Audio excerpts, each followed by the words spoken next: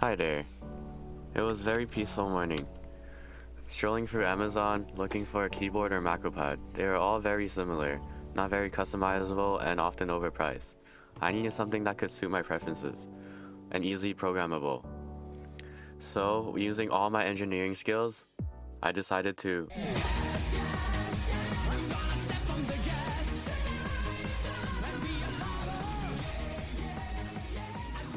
Before we start, let's get on the basics. What is a keyboard? A keyboard has three properties: case, PCB, and switch. The PCB is the brain of the keyboard, while the switches are your inputs. As you see here, switches are quite important. They open and close contacts on a wire, specifically in a circuit. So, how do we connect them? We use a microcontroller. I would be using the RP2040. In order to connect them, you need a cable towards each terminal of the switch. But here comes the problem. Not all microcontrollers have enough pins for each switch. So what do? To fix this, we use a method called matrix. Think about chess. To move a pawn on a board, you would usually use the numbers or alphabet. And for a keyboard, you would do row 1, column 1. But here comes another problem. If we click too many switches in the same row at the same time, then one of them are gonna be ghosting, which means there will be no input from that one switch. So what do?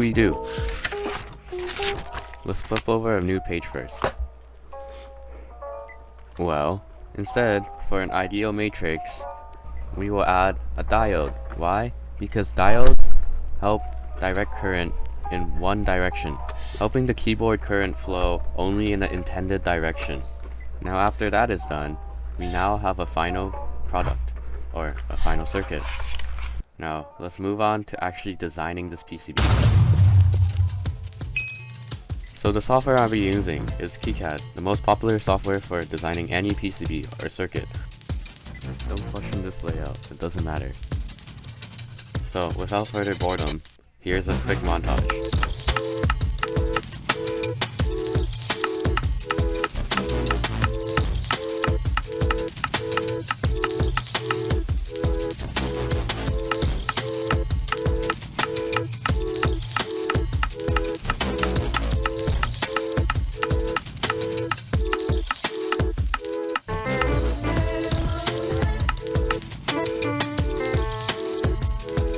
There you have it, the PCB. Totally did not take 2 months of my time to design and research on the datasheet.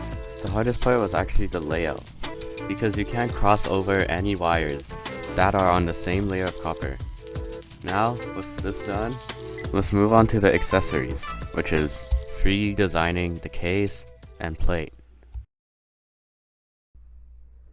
For modeling everything, I'll be using Fusion because I've been using it for quite a long time.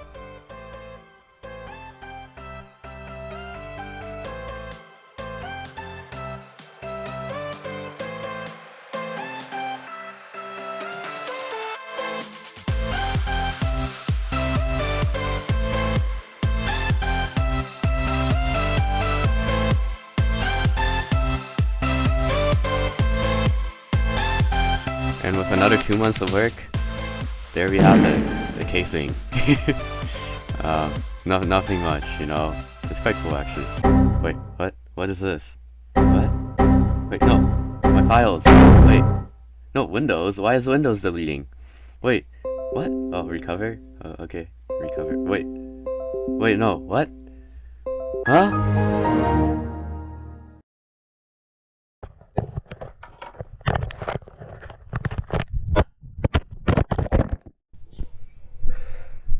Okay, so you might be wondering, what just happened? If you're guessing correctly, yes, I dropped my laptop down the staircase. For those who are computer science nerds, can't you recover the SSD?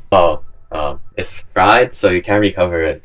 The main problem I'm gonna have right now is to finish this project and edit a video in the next 2 weeks. Why? Because there's this thing called capstones. For you grade 11s in the future, please remember to make a project that is achievable. Well, I learned that the hard way. So, yeah.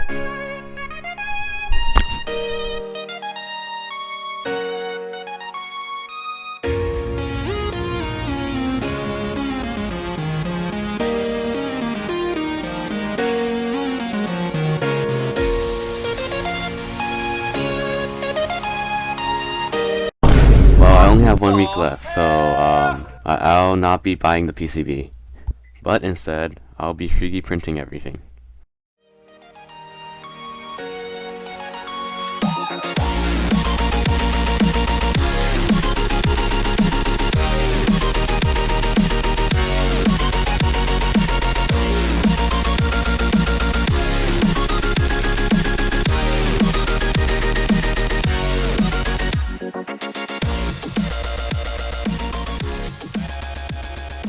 After all the parts are printed, we can finally assemble everything.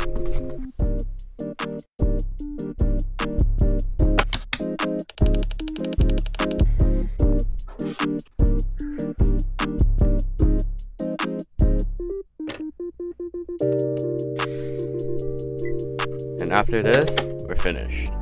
With this final product, I believe I achieved my goal of making a Macropad. Though the PCB does not exist, it's still functional. One of my best use cases is using it to edit more videos.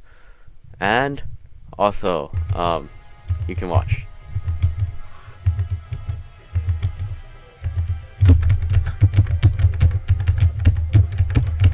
This has been quite a long journey. I learned how to manage my time, back up projects, and make sure to remember to smash that like button and subscribe and turn on your notification. Wait, one more thing. Don't pick a project about deadlifting and gaining 5 more pounds or becoming a jackass. This is not correct. Most of them never achieve this goal, so don't do this, grade 11s.